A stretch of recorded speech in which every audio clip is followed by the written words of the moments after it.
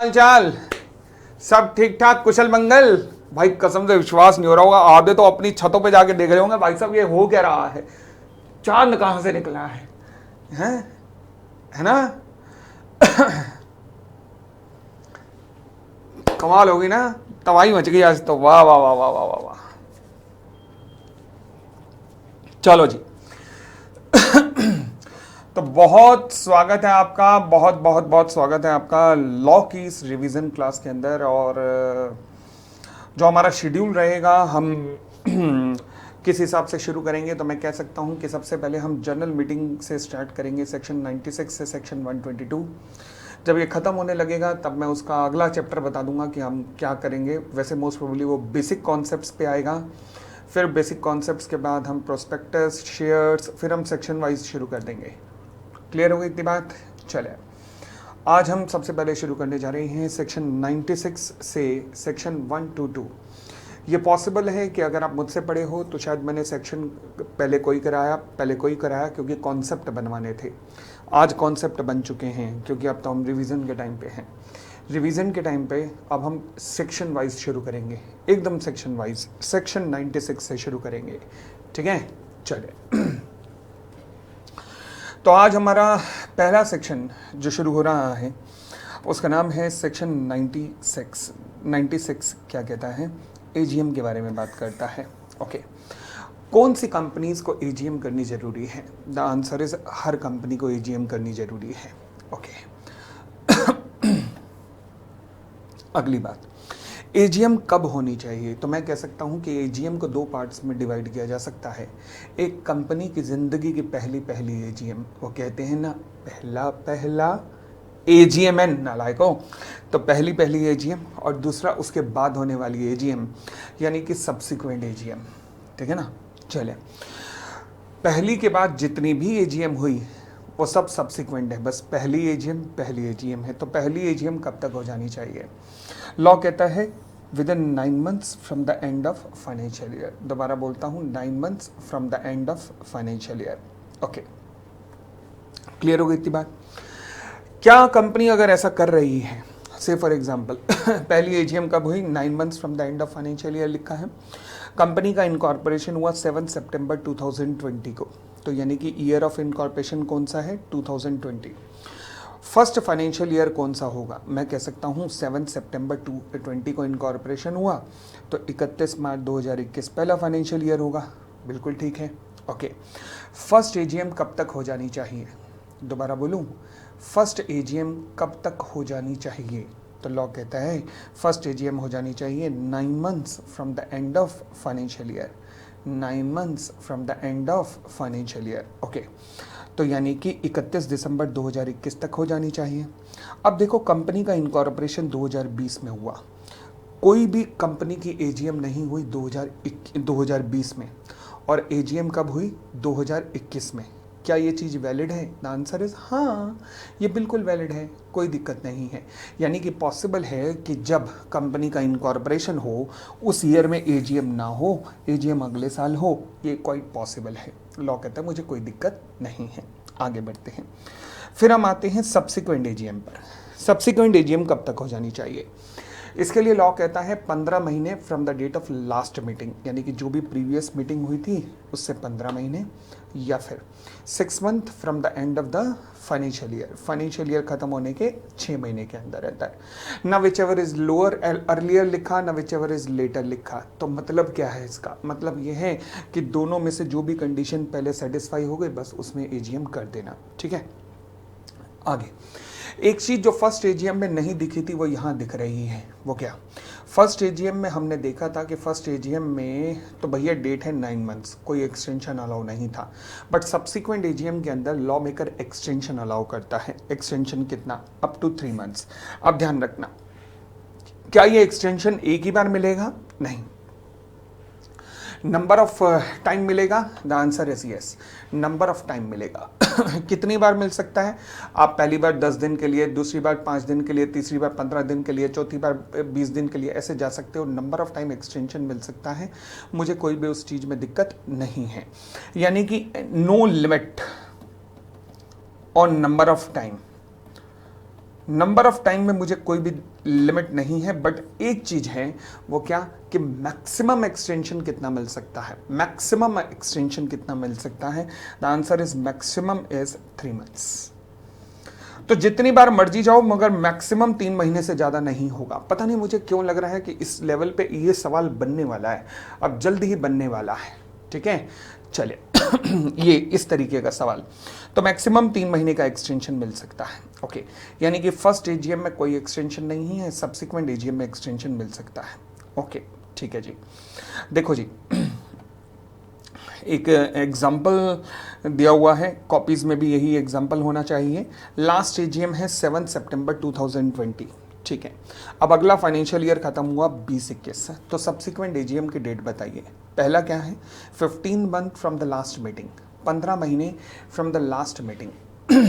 Okay, last meeting से 15 महीने, ये लो जी, ये आ गया 30, ये आ गया कहाँ गया 7 दिसंबर 2021। ओके, अब फाइनेंशियल ईयर खत्म होने के 6 मंथ, फाइनेंशियल ईयर खत्म होने के 6 मंथ मतलब 30/9/2021, दोनों में से पहले क्या डेट पड़ रही है, 30/9/2021, यानी कि एजीएम कब तक हो जानी चाहिए, 30/9/2021 तक। ओके, क्या आरओसी इसमें एक्सटेंशन दे सकता है? द आंसर इज यस, दे सकता है। एक्सटेंशन देकर ये एजीएम कब तक हो सकती है? द आंसर इज 31 दिसंबर 2021 तक हो सकती है। तो क्योंकि आरओसी मैक्सिमम 3 महीने का एक्सटेंशन दे सकता है। क्लियर हो गई इतनी बात? आगे ये देखो जी, ये लिखा हुआ है, पहला एक्सटेंशन 1 महीना, दूसरा 15 महीने दिन, तीसरा 1.5 महीना अलाउड है, यानी कि नंबर ऑफ एक्सटेंशन अलाउड है, बट ओवरऑल 3 महीने से ज्यादा नहीं होगा। और आगे बढ़ते हैं, time and day for conducting an AGM. AGM का टाइम क्या होना चाहिए? लॉ कहता है किसी भी दिन कर लो, 9 बजे से लेकर 6 बजे के बीच में, 9 बजे से लेकर 6 बजे के बीच में किसी भी दिन आप कर सकते, किसी भी टाइम आप कर सकते हो, बट ध्यान रखना ये टाइम जो है वो स्टार्ट होने का टाइम है, यानी कि कंक्लूजन क्या कोई टाइम दे रखा है? द आंसर इज नहीं, कंक्लूजन का कोई भी टाइम नहीं है। कौन सा डे होना चाहिए? लॉ कहता है on any day except the national holiday, तो नेशनल हॉलीडे को छोड़कर किसी भी दिन कर सकते हो। ठीक हो गई बात? चलिए, अब आता है प्लेस ऑफ एजीएम। ये बात समझने वाली है, प्लेस ऑफ एजीएम ये इंटर का क्लास है? नहीं नहीं बेटा, नहीं नहीं, ये मैं 12th का इकोनॉमिक्स पढ़ा रहा हूं। नालायक, इतने 15 मिनट से मैसेज दिए जा रहा है, सेक्शन चल रहा है, अब पूछ रहा है ये इंटर का क्लास है। बेटा तू तो फाउंडेशन की मार्कशीट चेक कर, खुद देखने पे लगे ना पास है, तो पहले पड़ोसी को फिर दिखा कि देखियो जरा सही में हूं क्या। नालायक, बताओ। आगे बढ़ते हैं,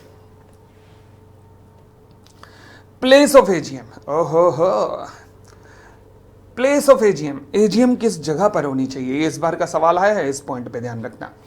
नॉर्मली, अब मैं यहां से शुरू करता हूं, अनलिस्टेड कंपनीज की बात करूं तो देखो जी, अनलिस्टेड कंपनीज पे कोई भी रेस्ट्रिक्शन नहीं है। अनलिस्टेड कंपनीज पे कोई भी रेस्ट्रिक्शन नहीं है, किसी भी जगह कर लो, मगर ऐसा ना हो कि एजीएम करने के लिए थाईलैंड निकल लो। नहीं नहीं नहीं नहीं, ठीक है ना तो एजीएम होगी तो इंडिया में ही होगी, बट तब होगी किसी भी जगह पर, यानी कि other than registered office, yes कहीं पे भी कर सकते हो, मगर कंसेंट आ जानी चाहिए इन राइटिंग और बाय इलेक्ट्रॉनिक मोड। अब इस बार उसने क्या फंसाया बच्चों को, उसने कहा जी कंसेंट आई है इलेक्ट्रॉनिक मोड के द्वारा।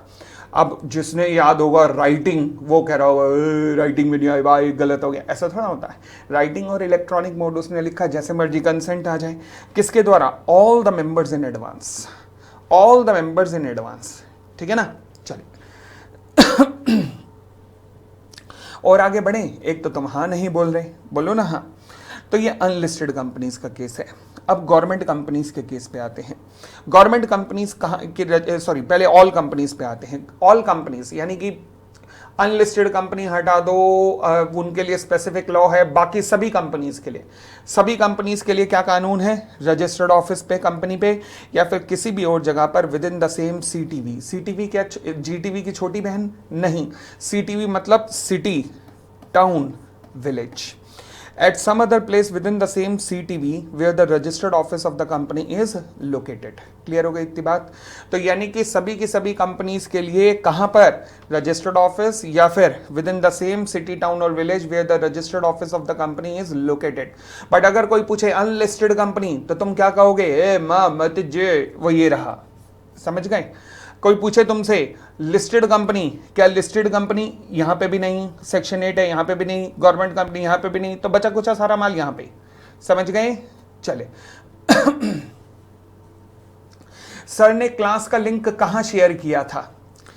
बेटा दिलों में, दिलों में शेयर किया था, दिलों में। अब तू यहां सुन, क्लास तेरी खराब हो जाएगी। नाला ये कौन है? चले, गवर्नमेंट कंपनी। गवर्नमेंट कंपनी की एजीएम कहां पर होनी चाहिए? गवर्नमेंट कंपनी की एजीएम लॉ कहता है या तो registered office of the company पर, या फिर अब यहां पे देखो क्या लिखा हुआ है, at some other place within the same CTV. But government company के केस में ये at any other place within the same CTV change होके क्या हो जाएगा, at any other place as the central government may approve in this behalf. बस इतना हो जाएगा। क्लियर हो गई इतनी बात? चलो जी आगे। तो ये हमने देखा सभी कंपनी के लिए, फिर उसमें से निकाला गवर्नमेंट कंपनी के लिए ये, फिर उसके लिए उसमें से निकाला अनलिस्टेड कंपनी के लिए ये, अब उसमें से निकाल रहे हैं सेक्शन 8 कंपनी के लिए ये। समझ गए? चलिए, तो मैं तुम्हें दिखा रहा था कि मुझे भरतनाट्यम भी आता है। आगे बढ़ते हैं। Section 8 companies. सबसे पहली बात, सेक्शन 8 कंपनीज में एजीएम कहां पे होगी? लॉ कहता है जी एजीएम की जगह बोर्ड ऑफ डायरेक्टर डिसाइड करेंगे। ओह, तो बोर्ड ऑफ डायरेक्टर कुछ भी डिसाइड कर सकते हैं? The answer is yes, board of director decide करेंगे। अच्छा मगर बोर्ड ऑफ डायरेक्टर कैसे डिसाइड करेंगे? बोर्ड ऑफ डायरेक्टर कैसे डिसाइड करेंगे?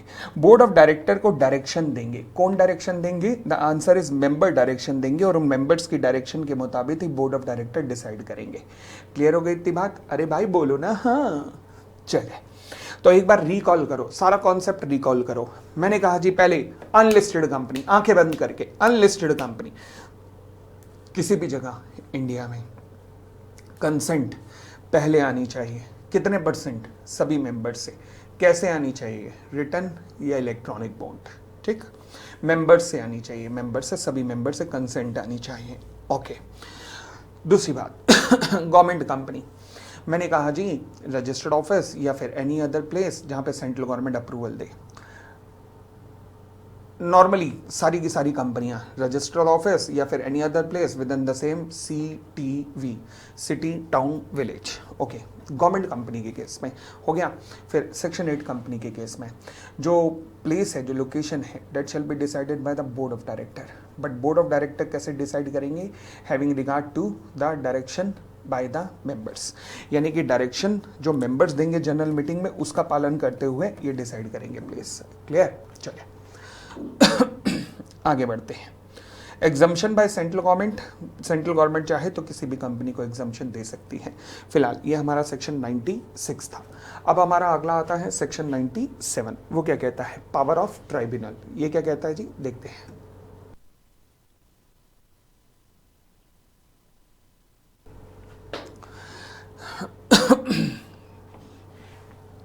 सेक्शन 97 कहता है कि अगर मान लीजिए एजीएम को करने में डिफॉल्ट हुआ, अगर एजीएम को करने में डिफॉल्ट हुआ, 96 के अकॉर्डिंग करने में डिफॉल्ट हुआ, तो ट्राइब्यूनल के पास एप्लीकेशन लेके कोई भी मेंबर जा सकता है। कोई भी मेंबर एप्लीकेशन लेके ट्राइब्यूनल के पास जा सकता है, जोर जोर से चिल्लाएगा त्राहिमाम त्राहिमाम त्राहिमाम, और उसकी इस एप्लीकेशन के बेसिस पर ट्राइब्यूनल या तो एजीएम खुद बुलाएगा या फिर बुलवा सकता है, डायरेक्टर को कहकर एजीएम बुलवा सकता है। जब एजीएम की डायरेक्शन ट्राइब्यूनल इशू करेगा तो उस डायरेक्शन के अंदर ट्राइब्यूनल ये भी कह सकता है कि अगर मेरे कहने पर एजीएम आई तो चाहे एक मेंबर आए या एक से ज़्यादा मेंबर आए, वो भी कोरम बन सकती है, यानी कि एक मेंबर पे भी कोरम बन सकती है। यस, या पर अगर मैं कहूँ एक मेंबर भी नहीं आया, वो भी प्रॉक्सी के थ्रू आया, फिर भी क्योंकि ट्राइब्यूनल ने बुलाई है, इसलिए ट्राइब्यूनल के बुलाने पर अगर एजीएम हुई तो चाहे एक मेंबर वो भी प्रॉक्सी के रूप में आया, फिर भी वैलिड कोरम बन सकती है। तो यानी कि ये एक नया कॉन्सेप्ट हमारा बना। क्या 1 मेंबर कोरम अलाउ है? यस। कब? जब ट्राइब्यूनल एजीएम बुलाए। कहाँ पर? 97 के अंदर।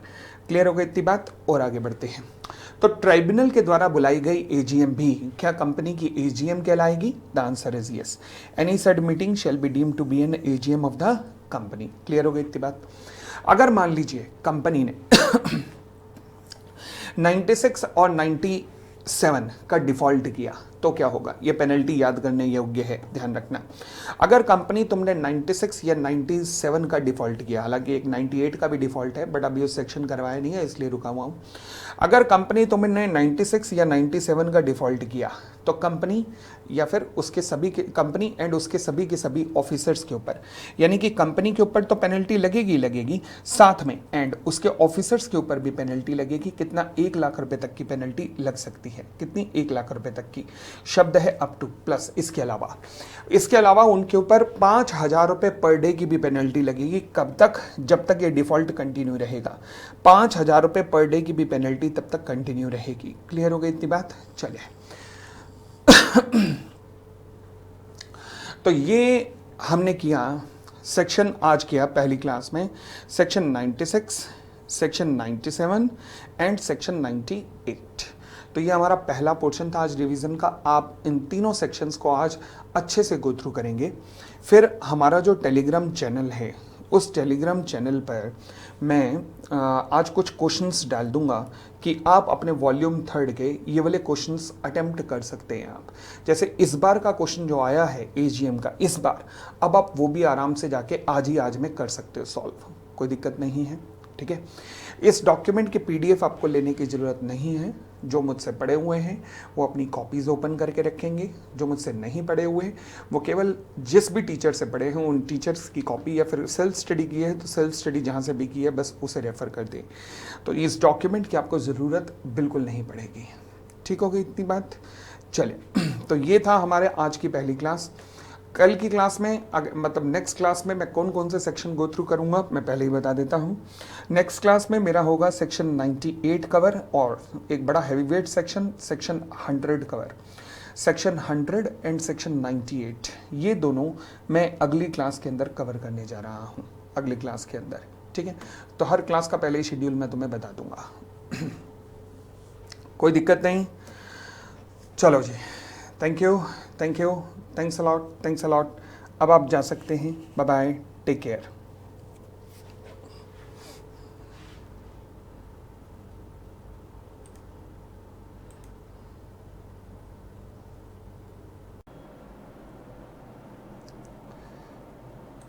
जी, तो आज तो अब हम करने वाले हैं section 100 EGM, extraordinary general meeting. अब सवाल उठा ईजीएम बुलाने की पावर किस किस के पास होती है, तो मैं कह सकता हूं कि ईजीएम कौन कौन बुला सकता है जी। सबसे पहले ईजीएम बोर्ड ऑफ डायरेक्टर्स बुला सकते हैं, okay. EGM board of directors बुला सकते हैं, अच्छी बात है। उसके बाद कौन बुला सकता है, द रिक्विजिशनिस्ट, एक रिक्विजिशनिस्ट नाम का व्यक्ति है वो भी बुला सकता है, ओके। तीसरा ईजीएम ट्राइब्यूनल भी बुला सकता है, तो ट्राइब्यूनल भी ईजीएम बुला सकता है, बोर्ड ऑफ डायरेक्टर्स भी ईजीएम बुला सकते हैं और रिक्विजिशनिस्ट भी ईजीएम बुला सकता है, ठीक है जी। सबसे पहले हम बात करते हैं EGM by board of directors की। तो जब बोर्ड ऑफ डायरेक्टर्स ईजीएम बुलाते हैं वो कैसे बुला सकते हैं, वो दो तरीके से बुला सकते हैं। पहला, या तो सुओ मोटो, मतलब अपने आप बिना किसी के कहे, या फिर on the request of the members, members की रिक्वेस्ट पर, मेंबर्स की रिक्वेस्ट पर भी ईजीएम बुलाई जा सकती है। चले, अब सवाल उठा जब मैं कहता हूँ मेंबर्स की रिक्वेस्ट पर, तो वो जो रिक्वेस्ट करने वाले मेंबर्स होते हैं ना, दे आर कॉल्ड एज रिक्विजिशनिस्ट। तो उन्हें क्या कहा जाता है, रिक्विजिशनिस्ट। अब ये रिक्विजिशनिस्ट कौन होते हैं, मैं बात करूं तो मैं केस को 2 पार्ट्स में डिवाइड कर सकता हूं। उन कंपनीज के लिए जिनकी शेयर कैपिटल है और उन कंपनी के लिए जिनकी शेयर कैपिटल नहीं है। अगर मैं उन कंपनीज के लिए बात करूं कि जिनकी शेयर कैपिटल है, तो फिर रिक्विजिशनिस्ट का मतलब होता है वो मेंबर जो कम से कम 10% of the paid up share capital hold करता है, कैरिंग अ वोटिंग पावर। बस 1 मिनट रुकना। वो मेंबर जो कि कम से कम कितने परसेंट वोटिंग पावर होल्ड करता है, कम से कम 10% of the voting power hold करता है, कैरिंग द वोटिंग पावर। अब यहाँ word carrying the voting power ध्यान रखना, इंपॉर्टेंट है, कैरिंग वोटिंग पावर, ठीक है।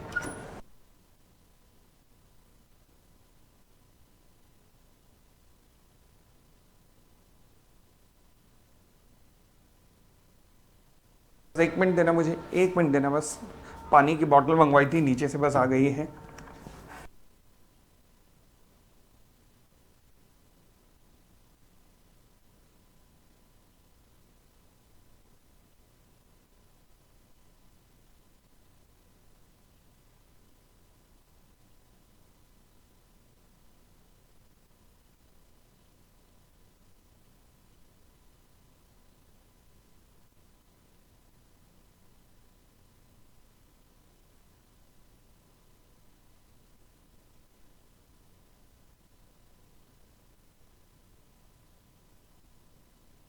कहा जी रिक्विजिशनिस्ट कौन होता है? Member holding at least 10% of the paid up share capital of the company carrying voting power. Okay.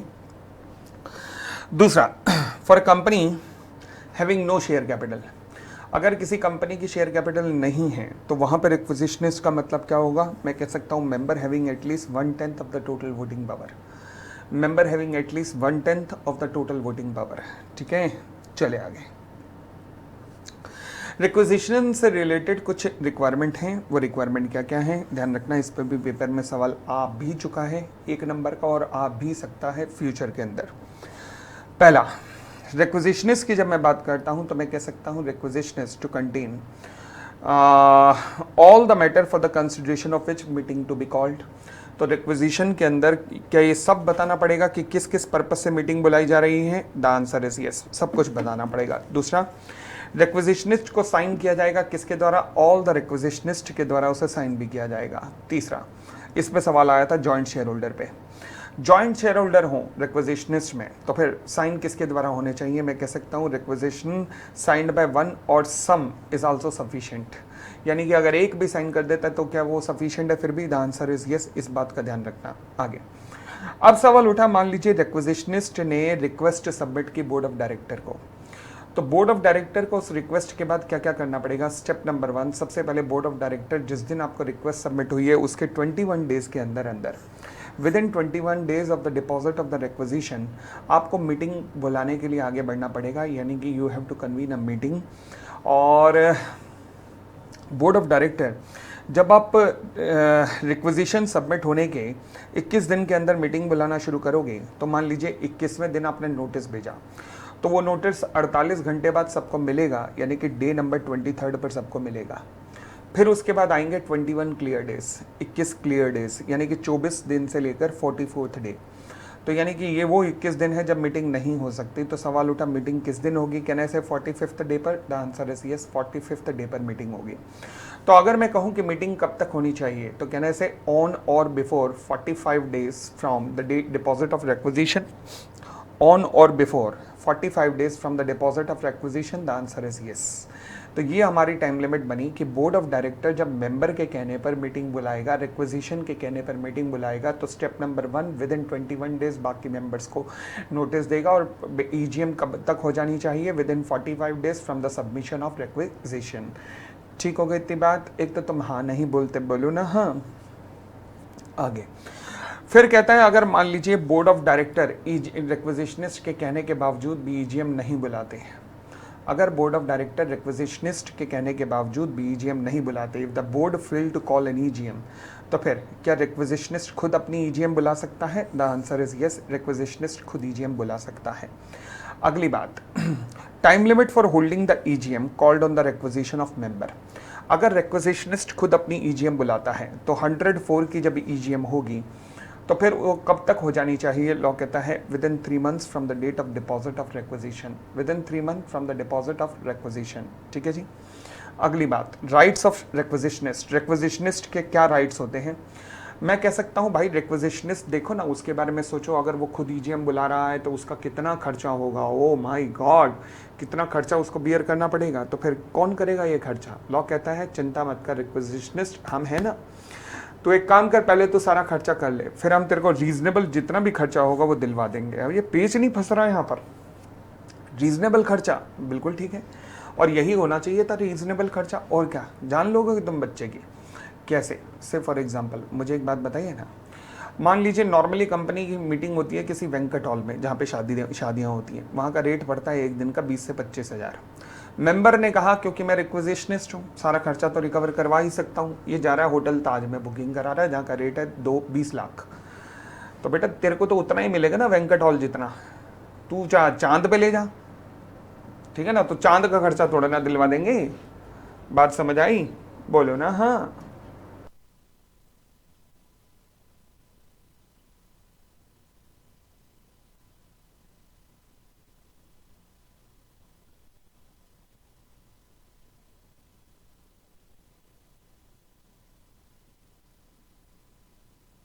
कौन सा खर्चा रिकवर करवाएंगे? केवल और केवल, केवल और केवल रीजनेबल एक्सपेंसेस। फिर अगली बात आती है लोकेशन ऑफ ईजीएम। ओके, वैसे तो ईजीएम इंडिया के अंदर ही होनी चाहिए, वैसे तो ईजीएम इंडिया के अंदर ही होनी चाहिए। ये क्या करा रहे हैं सर? कौन कह रहा है? पलक। बेटा हनुमान चालीसा पढ़ा रहा हूं, ठीक है। अब हनुमान जी समुद्र लांघने जा रहे हैं, शुरू करूं? ये क्या करा रहे हैं सर? मतलब ऐसा लग रहा है मैं लॉ नहीं पढ़ा रहा, रामलीला कर रहा हूं। यार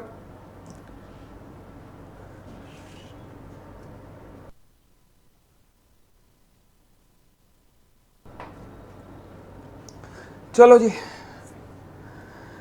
राइट्स ऑफ रिक्विजिशनिस्ट तो reasonable expenses, location of EGM. हाँ जी, तो ईजीएम कहां पे हो सकती है? लॉ कहता है पूरे इंडिया में कहीं भी करो। ओ माय गॉड, हाँ, पूरे इंडिया में कहीं भी कर सकते हो, बट लॉ कहता है एक ऐसी कंपनी होती है, फॉर एग्जांपल जिसे हम कहते हैं Holi own subsidiary company of a company incorporated outside India. Holi own subsidiary company of company incorporated outside India, यानी कि जैसे मैंने एग्जांपल दिया था कैडबरी इंडिया का, ठीक है। तो कैडबरी इंडिया का एग्जांपल दिया था, तो ऐसी कंपनियों की मीटिंग, कैडबरी इंडिया जो कि होली ओन सब्सिडरी है मॉन्डेलीज की, तो इनकी मीटिंग इंडिया के बाहर भी हो सकती है। हाँ, इंडिया के बाहर भी हो सकती है। और आगे बढ़ते हैं, consequences of absence of quorum. Consequences of absence of quorum, अगर कोरम एब्सेंट ना रही रिक्विजिशनिस्ट के बुलाने के बावजूद, अब ध्यान रखना जब मैं कहता हूँ ना रिक्विजिशनिस्ट के बुलाने के बावजूद, तो इसका मतलब वो भी पोर्शन आता है जब बोर्ड ऑफ डायरेक्टर मीटिंग बुलाएंगे रिक्विजिशनिस्ट के कहने पर। तो यानी कि जब बोर्ड ऑफ डायरेक्टर रिक्विजिशनिस्ट के कहने पर बुलाएंगे वो पोर्शन भी आएगा, और जब इसमें वो पोर्शन भी आएगा जब रिक्विजिशनिस्ट खुद ईजीएम बुलाता है। बात समझ आ रही है ना? चले, और अगर कोरम नहीं आई तो मीटिंग कैंसिल हो जाएगी, मीटिंग कैंसिल हो जाएगी। अच्छा, जो मैंने कहा कि रिक्विजिशनिस्ट जो है वो रीजनेबल एक्सपेंसेस रिकवर कर सकता है, वो रीजनेबल एक्सपेंसेस कहाँ से रिकवर करेगा? वो रीइंबर्स किए जाएंगे कहाँ से? रिक्विजिशनिस्ट रीइंबर्स किए जाएंगे कहाँ से? डिफॉल्टिंग डायरेक्टर की जेबों से। तो वो डिफॉल्टिंग डायरेक्टर की जेबों से रिक्विजिशन से रीइंबर्स किए जाएंगे। क्लियर हो गई इतनी बात? आगे बढ़ते हैं। फिर 98 करने से पहले आइए पहले इससे रिलेटेड रूल करते हैं। Rules, calling of EGM by the requisitionist rule हम करने जा रहे हैं यहाँ पर। क्या कहता है रूल? कहता है requisitionist for convening of EGM by the members. देखो जी, ऐसा है, अगर कोई भी मेंबर रिक्विजिशन करना चाहता है, मीटिंग को बुलाना चाहता है अपने आप, तो सबसे पहले एक रिक्वेस्ट सबमिट होगी for the convening of EGM. और ये रिक्वेस्ट कितने दिन पहले सबमिट हो जानी चाहिए? इलेक्ट्रॉनिक मोड में या रिटन मोड में कम से कम 21 दिन पहले, prior to the date of such EGM, ये रिक्वेस्ट सबमिट हो जानी चाहिए। अब ये रिक्वेस्ट कौन किसको सबमिट करेगा? अब ये रिक्वेस्ट कौन किसको सबमिट करेगा? समझिए, ये रिक्वेस्ट सबमिट करेगा मेंबर। ओके, किसको सबमिट करेगा? रिक्विजिशनिस्ट को। मैंने कहा ना, मैं ये कॉन्सेप्ट बनाने से पहले लग रहा है लॉ मेकर ने रामायण देखी थी, याद हो कथा तो क्लासेस में बताता भी हूँ कि रामायण में एक सीन आया था कि हनुमान जी अपनी पावर भूल गए थे। जब सामने समुद्र देखा तो वो अपनी पावर भूल गए। अच्छा, सारे वानर कहें कि हमारे बस का तो नहीं है। तो जामवंत जी ने कहा कि मैं याद दिलाता हूँ, हनुमान जी कर सकते हैं काम। तो जामवंत जी गए हनुमान जी के पास और कहा, हनुमान जी ये आप ही कर सकते हो। हनुमान जी हंसने लगे, कहने लगे पे जाओ ना। जामवंत जी ने कहा, यार मैं मजे थोड़ा ले रहा हूँ, कमाल कर दी तुमने, सही में तुम ही कर सकते हो हनुमान जी, तुम ही कर सकते हो। हनुमान जी ने कहा, ऐसे कैसे? अरे वेले ही कैसे कर सकता हूँ मैं? फिर जामवंत जी ने उनको याद दिलाया, भाई साहब आपके पास पावर थी, ये तो आपको एक श्राप मिला था तो आप पावर भूल गए थे, और ये भी वरदान मिला था कि जैसे ही कोई याद कराएगा पावर आ जाएगी। मैं याद करा रहा हूँ। हनुमान जी ने कहा, वो हो, अब आ रही है थोड़ी फीलिंग, अब आई फीलिंग, ये हुई ना बात, अब आई पावर याद। और फिर जो उन्होंने रावण की और लंका की बैंड बजाई, वो देखने वाले सीन थे फिर, ठीक है ना। सिमिलरली हमारे लॉ मेकर ने लग रहा है ये वाला सीन देख लिया गई। अब उसने क्या लिखा? वो कहता है मेंबर जो है रिक्विजिशनिस्ट को कहेगा कि रिक्विजिशनिस्ट मीटिंग बुलाओ। तो मतलब रिक्विजिशनिस्ट भूल चुका होगा कि उसके पास ये पावर है। लग तो यही रहा है कि मेंबर ने याद दिलाया, भाई जाग जाग जाग, जल्दी जाग, तू मीटिंग बुला सकता है, कर मीटिंग बुला। रिक्विजिशनिस्ट कहेगा, हाँ बुलाता हूँ, अब बुलाता हूँ। कुछ ऐसा ही सीन याद हुआ होगा, तभी उसने ऐसा लिखा। फिलहाल मेंबर रिक्वेजिशनिस्ट को कब कहेगा? बाय प्रोवाइडिंग सच रिक्वेजिशन, ये रिक्वेस्ट करेगा कैसे? राइटिंग में है, इलेक्ट्रॉनिक मोड में कम से कम 21 दिन पहले before the propose date of EGM. तो ईजीएम से 21 दिन पहले ही करेगा रिक्वेस्ट, और क्या, ठीक है ना। चलिए आगे,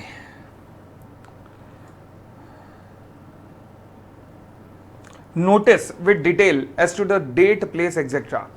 ये जो नोटिस दिया जाएगा ना, इसमें date, time, place, hour, agenda सब कुछ दिया जाएगा कि मीटिंग किस दिन होनी है, कहाँ होनी है, कैसे होनी है, कब होनी है, सब कुछ।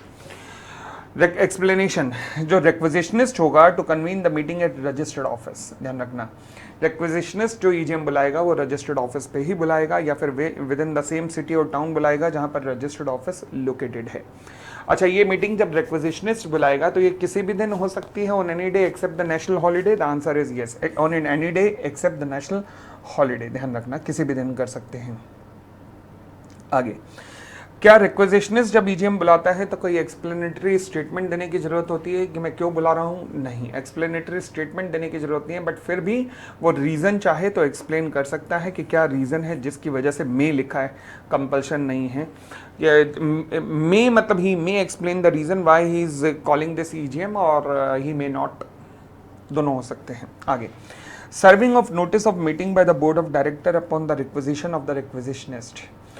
अब ये पॉइंट बड़ा गंभीर है। ये कहता है कि मान लीजिए कि बोर्ड ऑफ डायरेक्टर्स, अब ये पॉइंट का यहाँ आने का लॉजिक नहीं था, वैसे तो आना ही नहीं चाहिए था इसे, बट फिलहाल ये पॉइंट कहता है कि मान लीजिए अगर बोर्ड ऑफ डायरेक्टर रिक्वेजिशनिस्ट के कहने पर ईजीएम बुलाते हैं, तो इसलिए अब ये रूल किस लिए हैं? जब ईजीएम रिक्वेजिशनिस्ट बुलाता है, ईजीएम रिक्वेजिशनिस्ट बुलाता है, यानी कि ईजीएम बाय रिक्वेजिशनिस्ट। और ये रूल क्या कह रहा है कि जब बोर्ड ऑफ डायरेक्टर रिक्वेजिशनिस्ट के कहने पर ईजीएम बुला रहे हैं, तो लॉजिकली इस रूल में ये वाला पॉइंट आना नहीं चाहिए था। फिलहाल अब आ गया, तो क्या कहते हैं? कहते हैं अगर मान लीजिए रिक्वेजिशनिस्ट के कहने पर बोर्ड ऑफ डायरेक्टर ईजीएम बुला रहे हैं, तो फिर नोटिस ऑफ मीटिंग किनको जाना चाहिए? उन सभी मेंबर को जाना चाहिए जो कि मेंबर के लिस्ट में आ रहे हैं। कब? जब रिक्वेजिशनिस्ट ने रिक्वेजिशन जमा कराई, उसके विद इन 3 डेज के अंदर अंदर एक लिस्ट ऑफ मेंबर बनेगी। उस लिस्ट ऑफ मेंबर में जो भी मेंबर आ रहे हैं उन सबको नोटिस ऑफ रिक्वेजिशन जाना चाहिए, उन सबको नोटिस ऑफ मीटिंग जाना चाहिए। दोबारा बोलता हूं, जब बोर्ड ऑफ डायरेक्टर मीटिंग बुलवाएंगे जब बोर्ड ऑफ डायरेक्टर रिक्वेजिशनिस्ट के कहने पर मीटिंग बुलाएंगे, तो फिर किनको जाएगा ये जो नोटिस है किनको जाएगा? लॉ कहता है जिन मेंबर्स का नाम विद इन 3 डेज आ रहा है, जिनका नाम विद इन 3 डेज आ रहा है,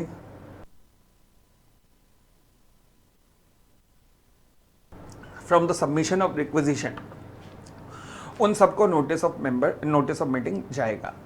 ठीक है ना। चले आगे, फिर उसके बाद मान लीजिए अगर बोर्ड ऑफ डायरेक्टर नोटिस नहीं दे रहे, बल्कि कौन दे रहा है? रिक्वेजिशनिस्ट ही नोटिस दे रहा है। तो अगर रिक्वेजिशनिस्ट ही नोटिस दे रहा है, रिक्वेजिशनिस्ट ही मीटिंग बुला रहा है, तो क्या होगा? तो फिर रिक्वेजिशनिस्ट किनको नोटिस देगा? देखो जी, होगा क्या, रिक्वेजिशनिस्ट मीटिंग कब बुलाएगा? पहले रिक्वेजिशनिस्ट बोर्ड ऑफ डायरेक्टर को कहेगा कि बोर्ड ऑफ डायरेक्टर मीटिंग बुला लो। बोर्ड ऑफ डायरेक्टर उसके कहने के बावजूद भी मीटिंग नहीं बुलाएंगे। 21 दिन हो गए, ठीक है। अब 21वें दिन की list of member board of director तुम रिक्वेजिशनिस्ट को सबमिट करके दोगे कि लो जी ये 21वें दिन की लिस्ट ऑफ मेंबर है। अब बोर्ड ऑफ डायरेक्टर तुम उस लिस्ट ऑफ मेंबर को लगातार मॉडिफाई करते रहोगे 45वें दिन तक, 45th day from the submission of requisition. तो 45th डे की जो लिस्ट ऑफ मेंबर होगी वो फाइनल मानी जाएगी और उस लिस्ट ऑफ मेंबर पे ही रिक्वेजिशन जाएगा, उस लिस्ट ऑफ मेंबर को ही नोटिस ऑफ मीटिंग जाएगा। किसके द्वारा? रिक्वेजिशनिस्ट के द्वारा। एक बार दोबारा से रिकॉल करो, अगर बोर्ड ऑफ डायरेक्टर भेजते हैं रिक्वेजिशनिस्ट के कहने पर, तो with in 3 days from submission of requisition जो लिस्ट ऑफ मेंबर फाइनल होगी उस पर जाएगा नोटिस ऑफ मीटिंग। अगर रिक्वेजिशनिस्ट ईजीएम बुलाता है तो फिर 45th डे पर जो फाइनल होगी, पहले 21 डेज का रेफरेंस देना, यानी कि अगर वर्डिंग क्या लिखोगे? बोर्ड ऑफ डायरेक्टर अगर रिक्वेजिशनिस्ट के कहने पर ईजीएम नहीं बुलाते, they shall provide the list of member as on 21st day and they shall keep on updating the same list till 45th day. तो यानी कि जो नोटिस ऑफ मीटिंग है कौन सी लिस्ट पे जाएगा? एज ऑन 45th डे की list पर जाएगा। ठीक हो गई इतनी बात? आगे बढ़ सकते हैं। चले mode of giving the notice, mode of giving the notice, सवाल उठा नोटिस ऑफ मीटिंग कैसे भेजा जाता है। दोबारा बोल दूं, नोटिस ऑफ मीटिंग कैसे भेजा जाता है। देखो जी, notice of meeting speed post के थ्रू भी भेजा जा सकता है, रजिस्टर्ड पोस्ट के थ्रू भी भेजा जा सकता है, इलेक्ट्रॉनिक मोड के थ्रू भी भेजा जा सकता है। ठीक है, स्पीड पोस्ट भी, रजिस्टर्ड पोस्ट भी, इलेक्ट्रॉनिक मोड पे भी भेजा जा सकता है। Any accidental omission to give notice to or non receipt of such notice by any member shall not invalidate the proceedings of the meeting. तो वो मीटिंग की प्रोसीडिंग्स को इनवैलिडेट नहीं करेंगे अगर आपने ना भी भेजा, मतलब अगर आप ओमिशन रह गया, एक्सीडेंटल ओमिशन हो गया, तो मीटिंग की प्रोसीडिंग्स इनवैलिडेट नहीं होंगी। क्लियर हो गई इतनी बात? आगे बढ़ सकते हैं, चले।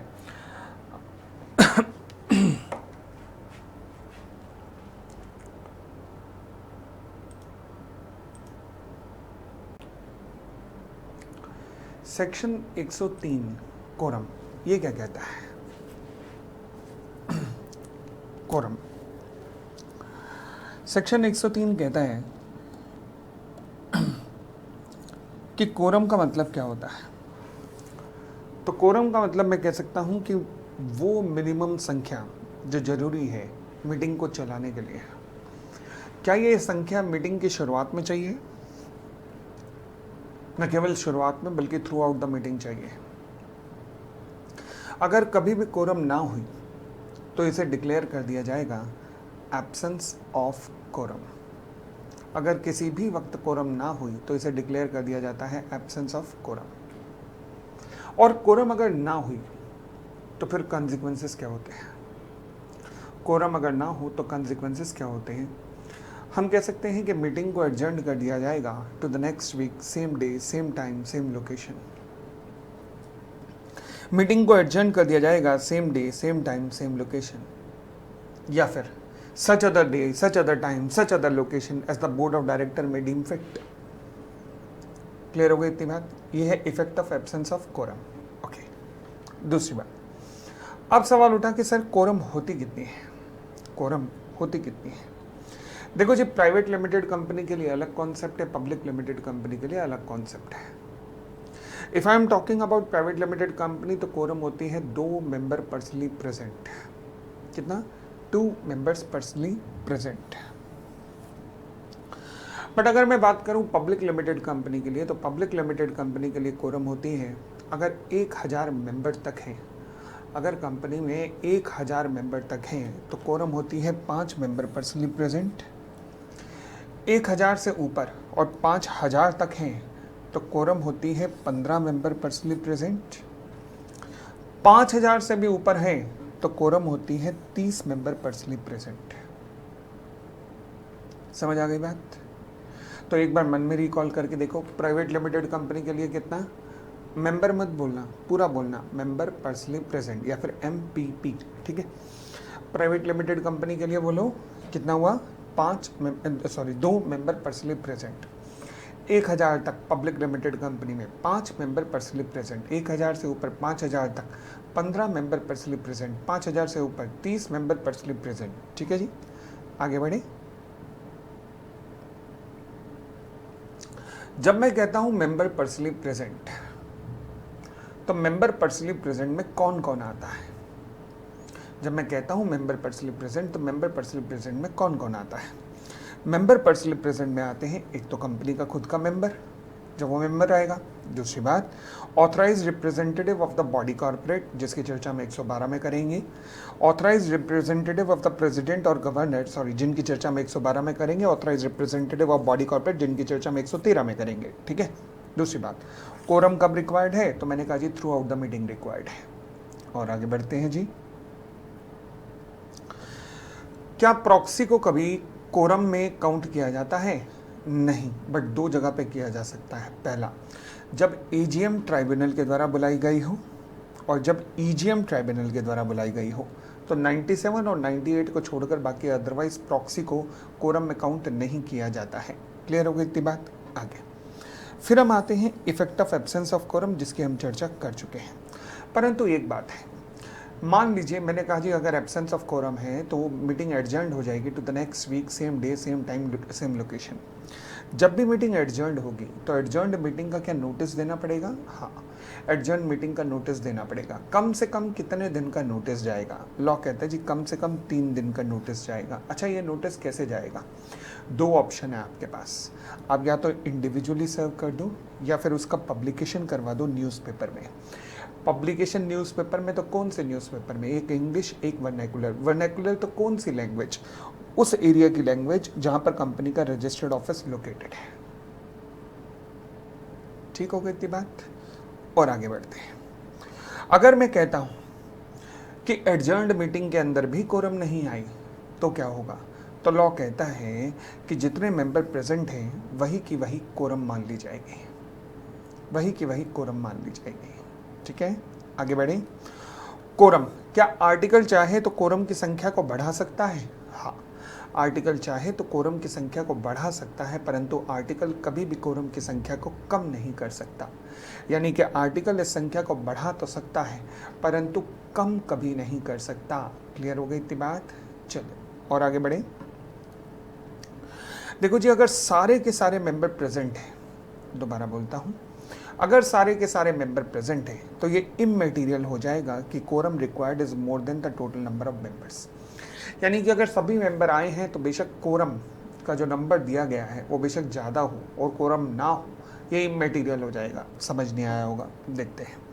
मैंने कहा आर्टिकल क्या कोरम की संख्या को बढ़ा सकता है? द आंसर इज यस, बढ़ा सकता है।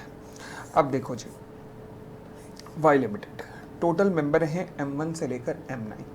9 मेंबर पे कोरम कितनी है? लॉ के अकॉर्डिंग 5 मेंबर पर्सनली प्रेजेंट, यानी कि एज पर द लॉ है 5 मेंबर, बट आर्टिकल ने कह दिया 8, क्योंकि आर्टिकल संख्या को बढ़ा सकता है। हाँ, उसने बढ़ाया, हाँ बढ़ा दिया। तो टोटल मेंबर बेशक M1 से M8 है, मगर quorum as per the article है 8। ठीक है जी। 2 मेंबर जिनका नाम था M9 एंड M10, उन्होंने अपने शेयर्स M1 को ट्रांसफ़र कर दिए, यानी कि 2 मेंबर ने अपने शेयर किसी और मेंबर को ट्रांसफ़र कर दिए। तो अब 10 में से 2 गए तो कितने बचे? 8। 10 में से 2 गए, कितने बचे? 8 बचे। अच्छा, अब अच्छा ये 9 है ना, सॉरी, टोटल मेंबर 9 है। तो 9 मेंबर्स ने, M9 एंड M8 ने अगर अपने शेयर M1 को ट्रांसफ़र कर दिए तो 9 में से 2 गए, कितने बचे? 7। अब सोचो जी, टोटल मेंबर कितने बचे? 7। Quorum as per the article कितनी है? 8। तो भैया अगर मैं कहूँ 7 मेंबर आ जाएं तो भी कोरम नहीं बन पाएगी। अगर 7 मेंबर भी आ जाए ना तो भी कोरम नहीं बन पाएगी। तो अब क्या करूं? तो लॉ कहता है ये इकलौता ऐसा केस है जहां पर कोरम हम देखेंगे ही नहीं। तो कोरम कब नहीं देखेंगे? जब सभी के सभी मेंबर आ जाएं तो कोरम देखी ही नहीं जाएगी। ठीक है जी, ये इकलौता ऐसा केस है। आगे बढ़ते हैं। फिर हम बात करते हैं क्या quorum section 103 private limited company पे भी लगता है? हाँ लगता है, परंतु प्राइवेट लिमिटेड का कंपनी का आर्टिकल चाहे तो कुछ और भी कह सकता है। तो प्राइवेट लिमिटेड कंपनी का आर्टिकल चाहे तो कुछ और भी कह सकता है, अदरवाइज प्राइवेट लिमिटेड कंपनी पे भी सेक्शन 103 लगता है, कोई दिक्कत नहीं। आगे बढ़ते हैं। तो ये था मेरा 103। आगे आते हैं 104 की तरफ, जो बात करता है चेयरमैनशिप की। क्या कहता है चेयरमैनशिप पर? चेयरमैन, लॉ कहता है देखो जी, जब तक कंपनी का आर्टिकल कुछ और ना कहे, जब तक कंपनी का आर्टिकल कुछ और ना कहे, तब तक हर मेंबर जो पर्सनली प्रेजेंट है, मेंबर पर्सनली प्रेजेंट है, वही वोट करेंगे और उन्हीं में से किसी व्यक्ति को चेयरपर्सन अपॉइंट किया जाएगा। यानी कि एक तरीके से सेक्शन 104 कहता है कि चेयरपर्सन के अपॉइंटमेंट के 2 तरीके हो सकते हैं। पहला तो आर्टिकल कुछ कह दे, या फिर member personally present shall elect one of them to be a chairperson for the meeting of the company. यही लिखा है शब्द। चलो, अगर आर्टिकल साइलेंट है तो वोट कौन करेगा? केवल मेंबर पर्सनली प्रेजेंट, यानी कि प्रॉक्सी वोट नहीं करेगा। चेयरपर्सन कौन बनेगा? मेंबर पर्सनली प्रेजेंट, यानी कि प्रॉक्सी चेयरपर्सन भी नहीं बन सकता। बट अगर आर्टिकल में लिख दिया जाए कि वो व्यक्ति जो कि कंपनी का मेंबर नहीं है वो चेयरपर्सन बन रहा है, क्या ये पॉसिबल है? हाँ, आर्टिकल चाहे तो किसी को भी कुछ भी बना दे, चेयरपर्सन बना दे, चाहे वो व्यक्ति ना कंपनी से दूर दूर से नाता ना हो, एकदम आउटसाइडर हो, ना मेंबर हो, ना प्रॉक्सी हो, ना डायरेक्टर हो, ना एम्प्लॉय हो, कुछ ना हो, आर्टिकल ने कहा ये चेयरपर्सन है, बन सकता है क्योंकि आर्टिकल ने कहा है। बट आर्टिकल साइलेंट है तो केवल मेंबर पर्सनली प्रेजेंट अपने में से ही वोट करके किसी को चेयरपर्सन बनाएंगे।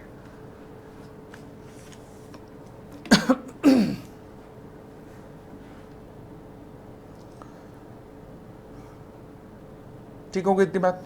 राम एक नॉन मेंबर है, नॉन डायरेक्टर है, चेयरपर्सन के रूप में प्रपोज हुआ है बाय द आर्टिकल। क्या ये अलाउ है? द आंसर इज यस, बिल्कुल अलाउ है। नेक्स्ट, आर्टिकल साइलेंट है, P7 proxy appointed as chairperson, क्या ये पॉसिबल है? बिल्कुल नहीं, क्योंकि आर्टिकल साइलेंट है तो केवल मेंबर पर्सनली प्रेजेंट ही चेयरपर्सन बन सकता है। तीसरी बात, आर्टिकल साइलेंट है, वोटिंग ऑन चेयरपर्सन हुआ, ओके। अब वोटिंग ऑन चेयरपर्सन कैसे होगा? अगर आर्टिकल साइलेंट है तो वोटिंग ऑन चेयरपर्सन को कैसे होगा? मैंने कहा जी मेंबर पर्सनली प्रेजेंट ही वोट करेंगे। अच्छा, जब मेंबर पर्सनली प्रेजेंट वोट करेंगे तो कैसे वोट करेंगे? शो ऑफ हैंड के द्वारा। शो ऑफ हैंड के द्वारा उन्होंने किसी व्यक्ति को अपॉइंट कर दिया, मान लीजिए। वोटिंग कैसे होती है? दो तरीके होते हैं, शो ऑफ हैंड और पोल। परंतु जिसको इन्होंने अपॉइंट किया उसे बाकी मेंबर्स ने कहा कि नहीं, ऐसा ही नहीं है, हमें पोल चाहिए, तो पोल हुआ। तो सवाल उठा पोल। जब भी पोल होता है, पोल की डिमांड होती है, तो पोल 48 घंटे तक लिया जा सकता है। इसकी बात अभी हम सेक्शन 109 में करने वाले हैं। तो जब भी पोल की डिमांड उठती है, पोल 48 घंटे के अंदर लिया जा सकता है। मगर मैं कहता हूं इस सिचुएशन में जहां चेयरपर्सन की बात आई, अगर आपने मान लीजिए शो ऑफ हैंड पे कोई चेयरपर्सन बना, बट वो बनने लायक नहीं थे, मगर शो ऑफ हैंड पे बन गया। अब बाकी लोगों ने, जिनके पास नंबर ऑफ शेयर लाखों थे बट हाथ कम थे, उन्होंने कहा हमें पोल चाहिए। तो पोल की डिमांड कब होगी? 48 घंटे तक। 48 घंटे तक तो शायद मीटिंग खत्म हो जाए। तो इसलिए पोल की डिमांड जब भी होगी तो पोल इमीडिएटली होगा। यानी कि ये एक ऐसी सिचुएशन है जहां पर पोल को इमीडिएटली लेना पड़ता है। नॉर्मल सिचुएशन में पोल 48 घंटे तक होता है, मगर इस सिचुएशन में पोल इमीडिएटली होगा। कोई दिक्कत नहीं, आगे बढ़ते हैं। तो अब शो ऑफ हैंड पे कोई और व्यक्ति चेयरपर्सन था, पोल पे कोई और बना, तो फाइनल चेयरपर्सन कौन रहेगा? जो पोल पे बना है वही व्यक्ति रिमेनिंग मीटिंग के लिए चेयरपर्सन रहेगा। क्लियर हो गई इतनी बात? चले, अगर पोल डिमांड किया जाता है तो इसे फोर्थ विद लिया जाएगा। फोर्थ विद, जो भी व्यक्ति पोल पे चेयरपर्सन बनता है तो वही चेयरपर्सन बनता है for the rest of meeting. ठीक हो गई इतनी बात भी? आगे बढ़ते हैं। आर्टिकल साइलेंट था चेयरपर्सन पे, मेंबर प्रेजेंट थे M1 से M50। इलेक्शन ऑफ चेयरपर्सन हुआ, पहले शो ऑफ हैंड हुआ। M1 के फेवर में M1 से M45 आए गए, M50 के फेवर में केवल M46 से M50 आए। ये जो M1 से M50 थे, इनके पास टोटल मिला के 1000 शेयर्स थे, और M46 से M50 के पास 10 लाख शेयर्स थे। बट शो ऑफ हैंड पे कौन बन गया चेयरपर्सन? M1, जो कि सही नहीं है। तो इन्होंने पोल की डिमांड की। अब पोल कब लिया जाएगा? इमीडिएटली लिया जाएगा, 48 घंटे नहीं, इमीडिएटली पोल लिया जाएगा। क्लियर हो गई इतनी बात भी? और आगे बढ़ते हैं। अब हम बात करते हैं voting right of the chairperson. Voting right of the chairperson, क्या चेयरपर्सन को वोट डालने का अधिकार होता है? देखो जी, दो कैपेसिटी हो सकती है। पहला, शायद चेयरपर्सन जो है कंपनी का मेंबर भी हो, और शायद दूसरा वो कंपनी का चेयरपर्सन ना हो, सॉरी कंपनी का मेंबर ना हो। अगर तो वो मेंबर भी है, चेयरपर्सन अगर कंपनी का मेंबर भी है तो वो वोट डाल सकता है, मगर कब? Along with the other member. यानी कि रिजल्ट डिक्लेयर होने के बाद नहीं, रिजल्ट डिक्लेयर होने से पहले वो चाहे तो वोट डाल सकता है। क्लियर हो गई इतनी बात?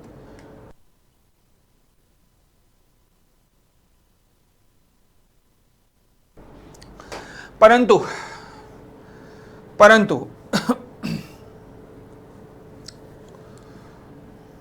हाँ जी, अगर मान लीजिए चेयरपर्सन मेंबर नहीं है, अगर मान लीजिए चेयरपर्सन अगर मेंबर नहीं है तो वो वोट डाल सकता है, हाँ, in the capacity as a chairperson. अब in the capacity as a chairperson जब मैं वोट डालने की बात करता हूं, तो कैपेसिटी एज अ चेयरपर्सन वो वोट कैसे डाल सकता है? जानते हो कैसे डाल सकता है? केवल और केवल और केवल और केवल और केवल तब जब votes in favour votes against के बराबर है। दोबारा बोलता हूं, जब भी वोट्स इन फेवर और वोट्स अगेंस्ट के बराबर हैं, तब तक वो चेयरपर्सन के रूप में वोट डाल सकता है। जो चेयरपर्सन के रूप में उसके पास वोट होता है उसे हम कहते हैं कास्टिंग वोट। और कास्टिंग वोट में उसके पास कितने वोट होते हैं? The answer is 1। Casting vote में उसके पास नंबर ऑफ वोट कितने होते हैं? केवल 1। क्लियर हो गई इतनी बात? आगे बढ़ सकते हैं? चले, तो यानी कि नॉर्मली चेयरपर्सन के पास एक वोट होता है, एक तो वोट होता है मेंबर के रूप में। मेंबर के रूप में वोट कितने होते हैं उसके पास? जितने उसके पास नंबर ऑफ शेयर्स होते हैं, ठीक है। और दूसरा वोट उसके पास होता है चेयरपर्सन के रूप में, मगर वो कब डालता है? केवल जब इक्वालिटी ऑफ वोट्स हो, जब इक्वालिटी ऑफ वोट्स हो। सेक्शन 104 क्या प्राइवेट लिमिटेड कंपनी पे भी लगता है? हाँ, मगर प्राइवेट लिमिटेड कंपनी का आर्टिकल चाहे तो कुछ और भी कह सकता है, आर्टिकल चाहे तो कुछ और भी कह सकता है। ठीक होगी इतनी बात? आइएगा, अब हम आते हैं सेक्शन 105 पर, जो बात करता है प्रॉक्सी की। सवाल उठा प्रॉक्सी को अपॉइंट कौन कर सकता है? तो लॉ कहता है हर मेंबर, हर वो मेंबर जिसके पास अधिकार है मीटिंग को अटेंड करने का एंड वोट करने का, हर वो मेंबर जिसके पास मीटिंग को अटेंड करने का एंड वोट करने का अधिकार है, उसके पास ये भी अधिकार है कि वो किसी और व्यक्ति को प्रॉक्सी बना दे। दोबारा बोलता हूँ, हर वो मेंबर जिसके पास right to vote and attend है एट द मीटिंग है, उसके पास अधिकार है कि किसी और व्यक्ति को वो अपना प्रॉक्सी बना दे। यानी कि प्रॉक्सी बनने के लिए क्या मेंबर बनना जरूरी है? ना। तो यानी कि वो व्यक्ति मेंबर भी हो सकता है या शायद ना भी हो, मेंबर हो भी सकता है या शायद ना भी हो। ठीक हो गई इतनी बात? आगे प्रॉक्सी। प्रॉक्सी अब सवाल उठा, अगर मान लीजिए कंपनी की कोई शेयर कैपिटल नहीं है, नॉर्मल कंपनी में प्रॉक्सी कौन बन सकता है? कोई भी व्यक्ति, चाहे वो मेंबर हो या ना हो। कौन बना सकता है? केवल मेंबर। बट वो कंपनियां जिनकी शेयर कैपिटल ना हो, वहां पे क्या प्रॉक्सी बन सकते हो? हाँ, मगर कब? केवल जब आर्टिकल कहेगा। सेक्शन 8 कंपनी में क्या प्रॉक्सी बन सकते हो? हाँ, परंतु कब? केवल जब आप मेंबर हो। यानी कि वहां केवल मेंबर ही प्रॉक्सी बन सकता है, मेंबर के अलावा आउटसाइडर प्रॉक्सी नहीं बन सकता। दोबारा रिकॉल करो, नॉर्मल कंपनी में मेंबर किसी को भी प्रॉक्सी बना सकता है, चाहे मेंबर हो या ना हो। जिन कंपनी की शेयर कैपिटल नहीं होगी, वहां प्रॉक्सी कब हो सकता है? केवल और केवल और केवल जब आर्टिकल कहे। सेक्शन 8 में प्रॉक्सी कब बन सकता है? केवल वही बन सकता है जो कि कंपनी का मेंबर है और कोई नहीं। लो जी लो, अब proxy limit on the number of member. Limit on number of member, एक प्रॉक्सी कितने लोगों को रिप्रेजेंट कर सकता है? एक प्रॉक्सी कितने लोगों को रिप्रेजेंट कर सकता है? तो मैं कह सकता हूं मैक्सिमम 50 प्लस जिनके पास मैक्सिमम होल्डिंग कितनी हो सकती है? 10% of the total share capital of the company carrying voting right. तो दोनों कंडीशन पूरी करनी है, maximum 50 member plus maximum 10% of the voting power. Maximum 50 member plus maximum 10% of the voting power, ये दोनों कंडीशन पूरी होनी चाहिए प्रॉक्सी के पास। ठीक है, तो यानी कि कोई भी एक प्रॉक्सी इतने मेंबर को रिप्रेजेंट कर सकता है। तो मैंने कहा जी maximum 10% of the voting power. मान लीजिए किसी पार्टिकुलर मेंबर के पास 10% से ज़्यादा ही वोट है, तो इसका मतलब तो वो प्रॉक्सी अपॉइंट कर ही नहीं पाएगा, इसलिए लॉ मेकर को प्रोवाइजो डालना पड़ा। उन्होंने कहा रुक जाओ, मेंबर जिसके पास 10% से ज़्यादा वोट है वो किसी और व्यक्ति को अपना प्रॉक्सी बना सकता है, परंतु वो जिसको उसने प्रॉक्सी बनाया है वो केवल इसी मेंबर का प्रॉक्सी रहेगा, इस मेंबर के अलावा किसी और का प्रॉक्सी नहीं होगा। दोबारा बोलता हूँ, रिकॉल करो, एक प्रॉक्सी कितने मेंबर? 50 प्लस कितनी वोटिंग पावर? मैक्सिमम 10%। फिर अगर मेंबर के पास 10% से ज्यादा ही वोट हैं, अकेले मेंबर के पास, तो फिर वो मेंबर एक व्यक्ति को प्रॉक्सी बना सकता है, परंतु जिसको भी उसने प्रॉक्सी बनाया है वो केवल उसी मेंबर को रिप्रेजेंट करेगा, किसी और को नहीं। क्लियर हो गई इतनी बात भी? और आगे चलते हैं, देखिएगा। मिस्टर एक्स रिप्रेजेंट कर रहे हैं 10 member plus 50% voting power, invalid है क्योंकि 10% से ज़्यादा नहीं हो सकती। वाई रिप्रेजेंट कर रहे हैं 3 मेंबर, और 3 मेंबर को जिनके पास मिलाकर 11, 12 और 2 15% है, इनवैलिड है। जेड रिप्रेजेंट कर रहे हैं M10 को, जिस अकेले के पास 15% है और जेड के पास खुद भी 20% है, तो कोई दिक्कत नहीं है ना, प्रॉक्सी तो एक ही मेंबर के लिए है ना, यानी कि M10 के लिए तो हो सकता है ना, तो वैलिड है। यानी कि अब ये बंदा कितने % वोट डाल सकता है मीटिंग में? 35%, 20% खुद के लिए, 15% M10 के लिए। ठीक है, प्रॉक्सी की ड्यूटी क्या होगी? देखो, प्रॉक्सी एक एजेंट के रूप में काम करता है, तो एजेंट के रूप में उसे काम डायरेक्शन माननी पड़ेगी किसकी? अपने मेन मेंबर की। आगे क्या प्रॉक्सी को ऐसा हो सकता है कि कुछ हम अधिकार ना दें? हाँ, मगर हम करेंगे कल, क्योंकि अब बन गए हैं ये एक काम करते हैं ना,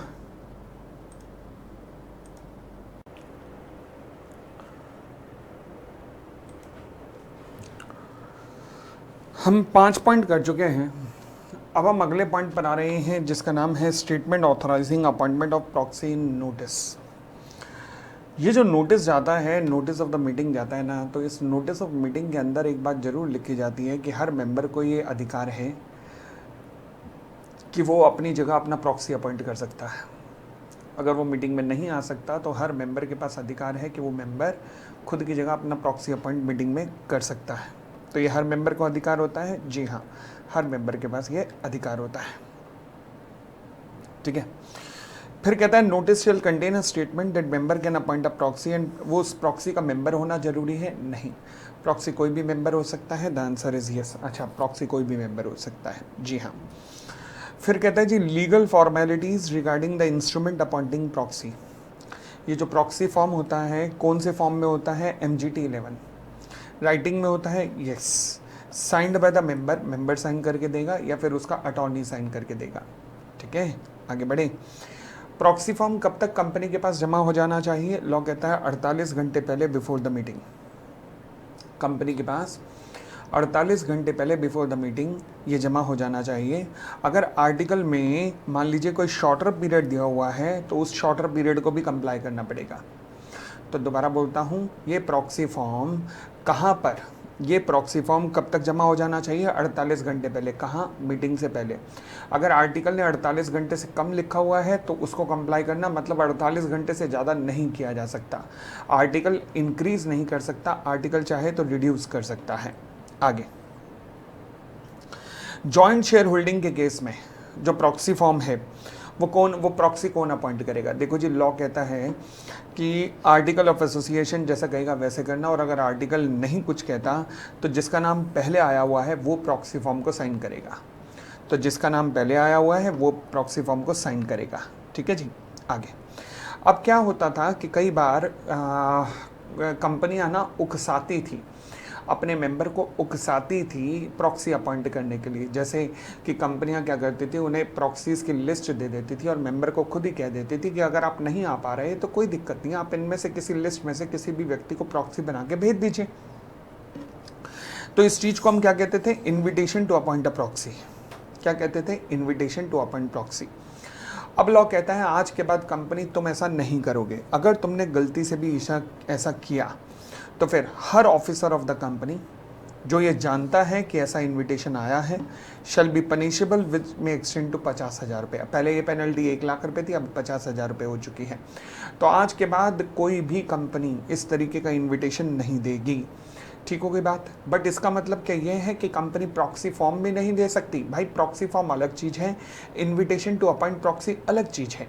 कंपनी प्रॉक्सी फॉर्म तो दे सकती है, परंतु इनविटेशन टू अपॉइंट जहाँ पर उकसाने वाला फॉर्म होता है, जहाँ पर एक तरीके से लिस्ट ऑफ प्रॉक्सी दे दी जाती है पहले से ही कंपनी के मेंबर्स को, ये वाली हरकतें कंपनी तुम नहीं कर सकती। क्लियर?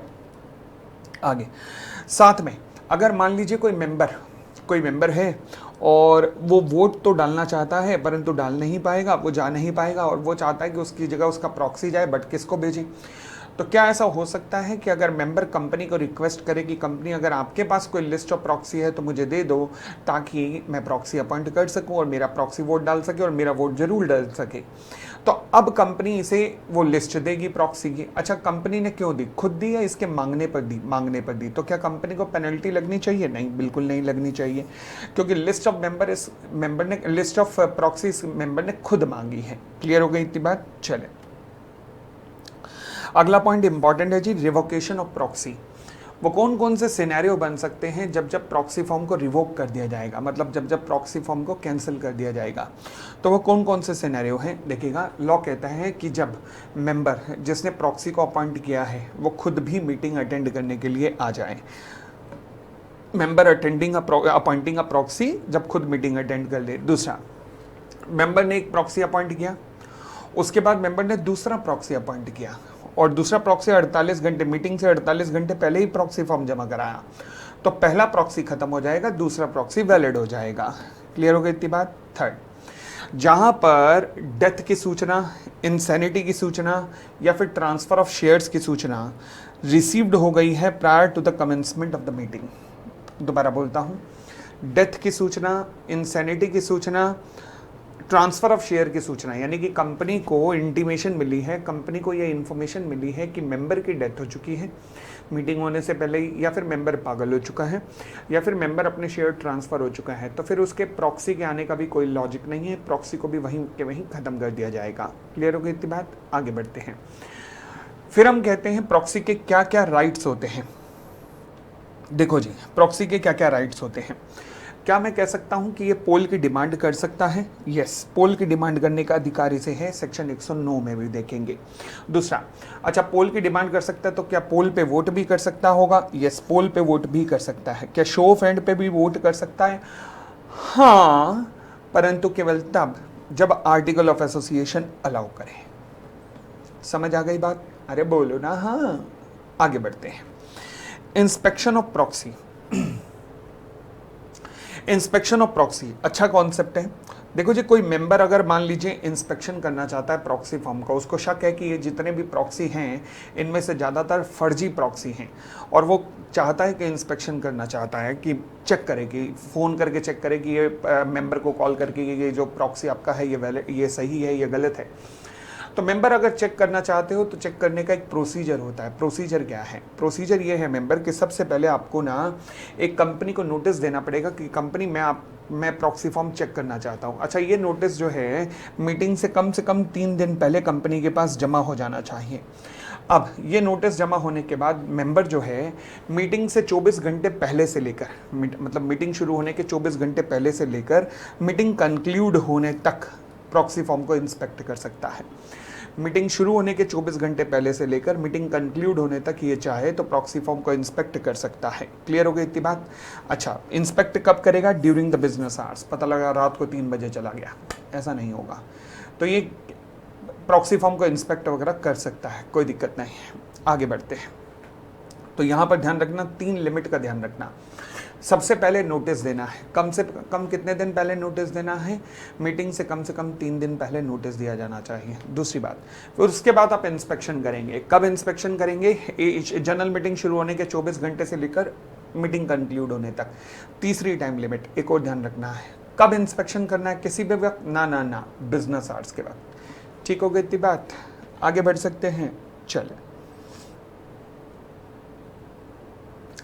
क्या सेक्शन 105 प्राइवेट लिमिटेड कंपनीज पे भी लगता है?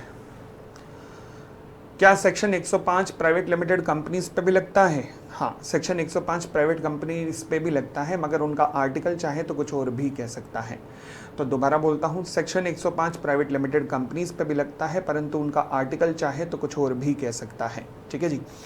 एक्सेप्शन क्या है? अभी एक्सेप्शन की चर्चा मैं एक साथ ही करूंगा, 106 वगैरह साथ कराने के बाद फिर मैं एक्सेप्शन की बात करूंगा एक साथ प्राइवेट लिमिटेड कंपनी में। फिलहाल आएगा 105 खत्म होने के बाद। अब हम आते हैं 106 पे, जो बात करता है रेस्ट्रिक्शन ऑन वोटिंग पावर की। ओके वोटिंग पावर के बारे में क्या कहता है? क्या वोटिंग पावर के ऊपर रेस्ट्रिक्शन लगाई जा सकती है? देखो जी, टोटल मिला के 4 कंडीशन है। पहला, रेस्ट्रिक्शन तभी लगेगी अगर आर्टिकल अलाउ करेगा। दूसरी बात, रेस्ट्रिक्शन कब लगेगी?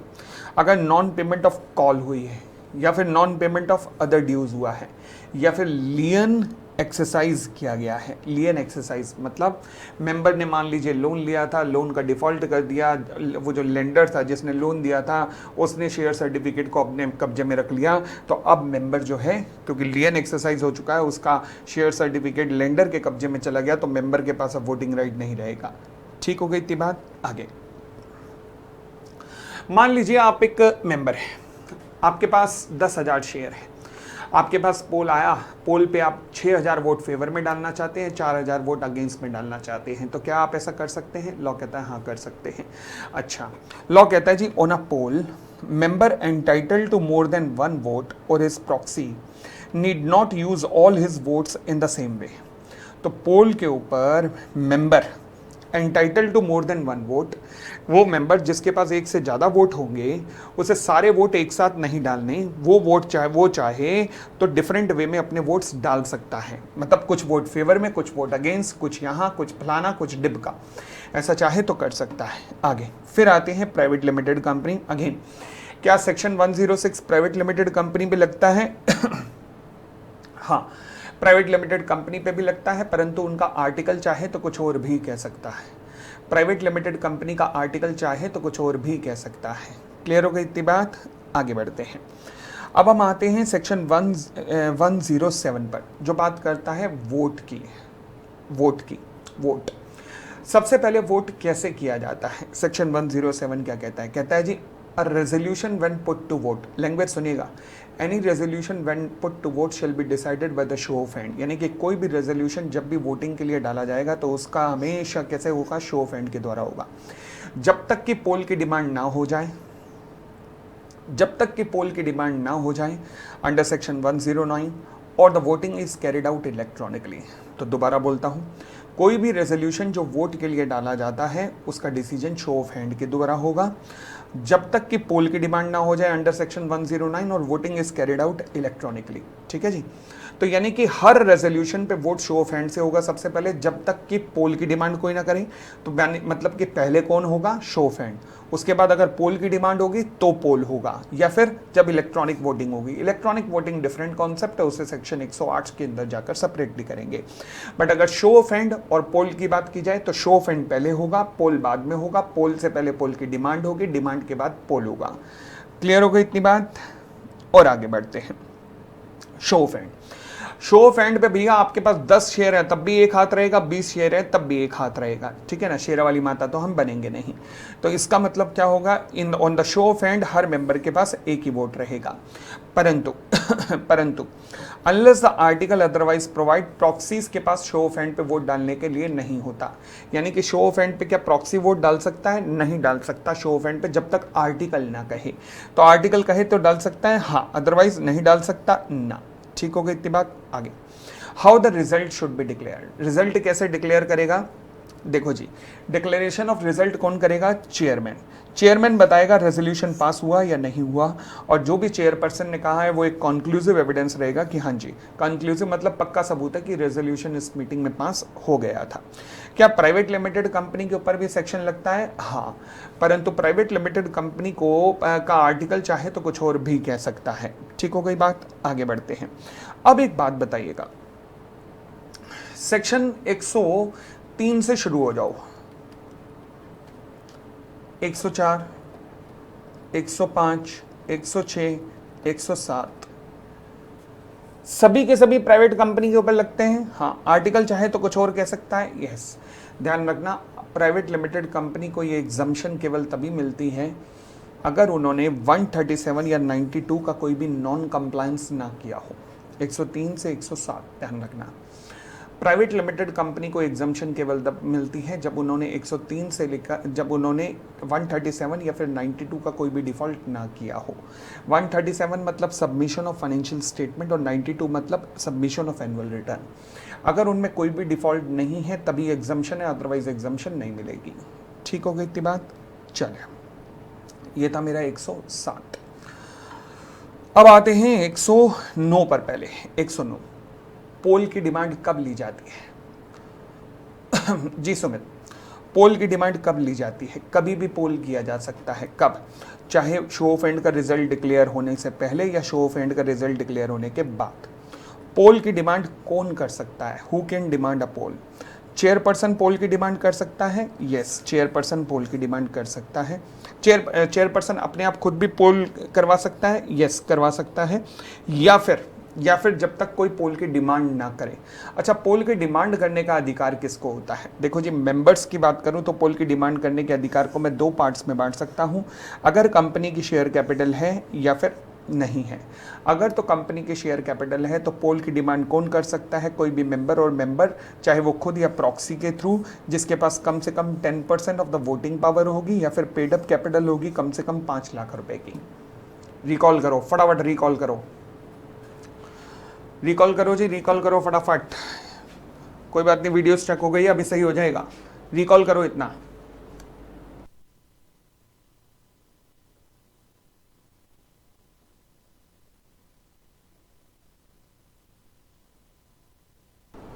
तो पोल की डिमांड, अगर कंपनी की शेयर कैपिटल है तो बताइए जी, पोल की डिमांड कौन कर सकता है? मैंने कहा जी, मेंबर या फिर मेंबर्स जिनके पास कम से कम 10% ऑफ द वोटिंग पावर होगी या पेड अप कैपिटल होगी कम से कम 5 लाख रुपए की। ठीक है। एनी अदर केस में मेंबर और मेंबर्स जिनके पास 1/10 of the total voting power होगी। क्या पोल की डिमांड को विड्रॉ भी किया जा सकता है? हाँ, किसके द्वारा? जिसने पोल की डिमांड की है। यानी कि हर वो व्यक्ति जिसने पोल की डिमांड की है वो पोल की डिमांड को विड्रॉ भी कर सकता है। यस, पोल की डिमांड को विड्रॉ भी किया जा सकता है। फिर अगली बात, time for taking poll. Time for taking poll, poll कब लिया जाना चाहिए? देखो जी, 2 सिनेरियो ऐसे हैं जब पोल इमीडिएटली लिया जाना चाहिए। अच्छा, वो कौन कौन से हैं? पहला, जब भी कोई रेजोल्यूशन पुट होगा for the adjournment of the meeting, यानी कि रेजोल्यूशन आया किस लिए? एडजर्नमेंट ऑफ मीटिंग के लिए, जिसमें कि मीटिंग को एडजर्न किया जा रहा है। और दूसरा, जब भी चेयरपर्सन का इलेक्शन हो रहा है। फॉर एग्जाम्पल मान लीजिए तुम क्लास कर करके पक चुके हो, थक चुके हो, 6 घंटे से लॉ की क्लास चल रही है, टाइम हुआ है 8:40। मैंने कहा भाई ब्रेक चाहिए, तुमने कहा हाँ हाँ, अरे खुशी के आंसू निकलने लगे सबके मुंह से। अब मुंह से ओहो आंखों से निकलते हैं, सॉरी, हाँ।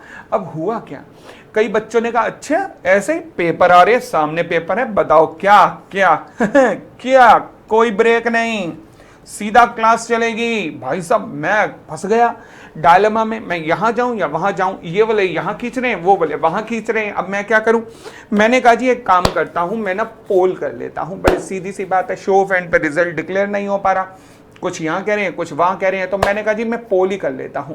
तो सब खुश, हाँ पोल कर लो पोल कर लो। मैंने कहा जी एक काम करो, 8:40 पे ब्रेक देना है या नहीं है, इसके लिए हम पोल करेंगे रात को 9:30 बजे। तुम्हें नहीं लग रहा मैं पागल हो गया हूं? तुम्हें नहीं लग रहा कि मैंने कुछ ले लिया है? तुम्हें नहीं लग रहा कि कोई दवाई रिएक्शन कर रही है? हाँ कर रही है। क्यों? ब्रेक देना 8:40 पे और पोल करेंगे बाद में, वाह ऐसा थोड़ा ना होता है। तो सिमिलरली अगर मेंबर्स ने ब्रेक की डिमांड की, एडजर्नमेंट की डिमांड की, तो या तो पोल इमीडिएटली पोल, या तो फिर तो पोल की डिमांड उठी तो पोल इमीडिएटली करो। अब आप करोगे जी बाद में, हम करेंगे 3 घंटे बाद एडजर्नमेंट की बात। अबे तो जब डिमांड अभी कर रहे हैं तो अभी कर। तो इसलिए एडजर्नमेंट पे इमीडिएटली पोल की डिमांड होते ही पोल हो जाएगा, और चेयरपर्सन के इलेक्शन पे, जिसकी बात मैंने 104 में भी की थी। बाकी इन दोनों को छोड़कर बाकी सब एजेंडा पर 48 घंटे के अंदर अंदर पोल हो सकता है। 48, जिस टाइम पोल की डिमांड हुई उसके 48 घंटे के अंदर अंदर पोल हो सकता है। बात समझ आई? आगे बढ़ते हैं। पूरे पोल को रेगुलेट करने की पावर किसके पास है? चेयरपर्सन के पास है। अच्छा, चेयरपर्सन क्या अकेले दम पे चौधरी बनता है? The answer is no. Chairperson अपने साथ में एक और व्यक्ति को भी अपॉइंट कर सकता है, जिसे क्या कहते हैं? स्क्रूटिनाइजर कहते हैं। तो chairperson of the meeting shall appoint such a number of the person as may be necessary, जो कि स्क्रूटिनाइज करने का काम करेंगे और उस पर रिपोर्ट सबमिट करने का काम करेंगे। क्लियर हो गई इतनी बात? आगे आता है ड्यूटीज ऑफ द स्क्रूटिनाइजर। हाँ जी, स्क्रूटिनाइजर की ड्यूटी क्या रहेंगी? चलो जी, स्क्रूटिनाइजर की ड्यूटीज क्या रहेंगी? क्या रहेंगी? क्या रहेंगी? क्या रहेंगी? क्या रहेंगी?